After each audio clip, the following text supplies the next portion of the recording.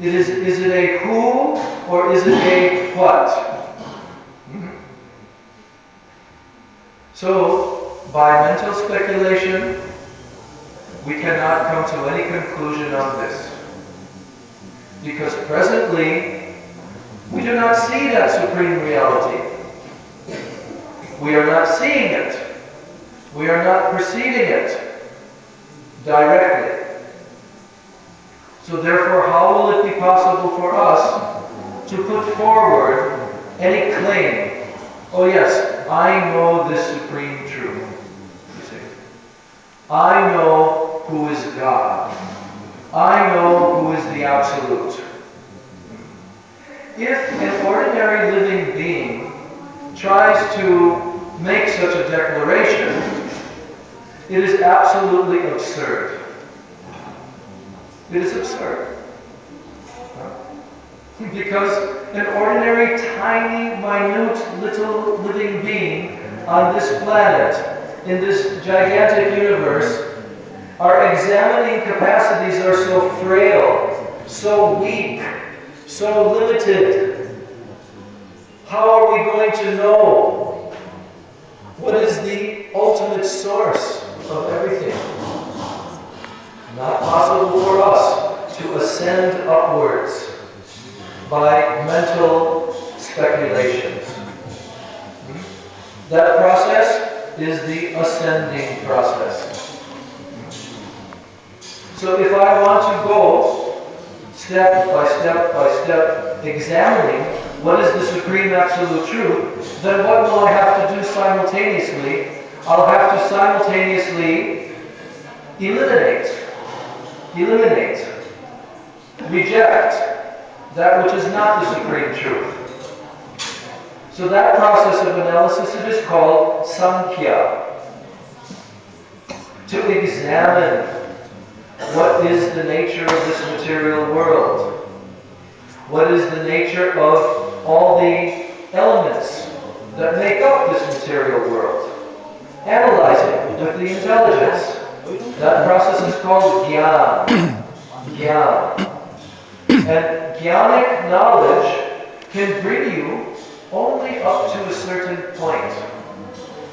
By this process of eliminating that which is not the supreme reality, by rejecting that, discarding it, you will only go so far.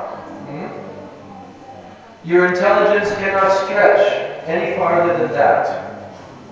So that process is called Sankhya. And there are also atheistic Sankhya philosophers. Like there's one atheistic Sankhya philosopher called Kapila.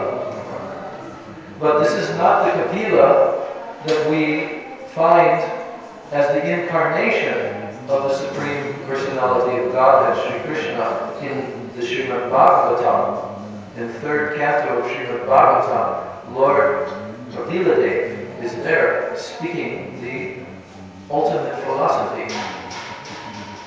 But the impostor, or the atheistic Kapila, he has propounded an atheistic philosophy that there is nothing more in existence in this universe than these 24 elements. That's all. 24 elements.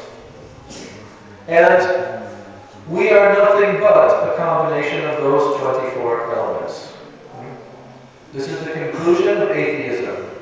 Just as in modern day scientific theory, they also declare the same thing, that we, human beings, living entities, life forms on this planet, we are nothing more than a combination of these different 24 elements. And since the 24 elements are simply matter, which is always deteriorating and changing, therefore our existence simply has no permanent reality.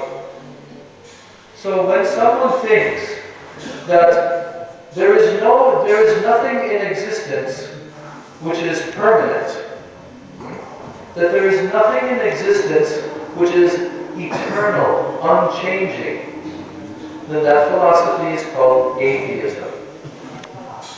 Denying the existence of the supreme reality, which is eternal. So, the Vedas are analyzing also the 24 elements. We find this analysis also in the cream of the Vedic knowledge, the Srimad Bhagavatam. But beyond the 24 elements of this material nature, there is the Jivatma, there is the living entity, the soul. And beyond the soul, there is the Paramatma, the super soul. So without arriving at this conclusion, no one will be able to come to any transcendental position whatsoever. But if someone begins to pursue the pathway of understanding the soul, they want to begin to approach the knowledge of the permanent living being, consciousness. Now, if they are going into this subject matter of consciousness and trying to analyze what is consciousness, how consciousness is permanent, unchanging, now they begin to enter into the realm of Atma Tattva, Atma Jnana. From the position of analyzing Atma Jnana, then we now have a basis for accepting some higher reality that is beyond the range of our mind and intellect. Because Atma is a transcendental entity. It is also mentioned, this Atma is mentioned as one of the 9 tattvas in the Dasa tattva. So first one must understand the supreme absolute truth. Therefore, the Dasa tattva begins with the subject matter of identifying who that supreme truth is. Therefore, Amnaya Praha Tattvam Harim Iha Paramam. So, Parama tattva. Parama tattva means the highest truth, the highest tattva. That there is nothing which is equal to that. Nothing which is greater than that. It stands supreme. So what is that supreme tattva? The Vedas are telling us, the Amnaya are telling us, Harim Iha Paramam. That supreme Paratattva, it is Hari.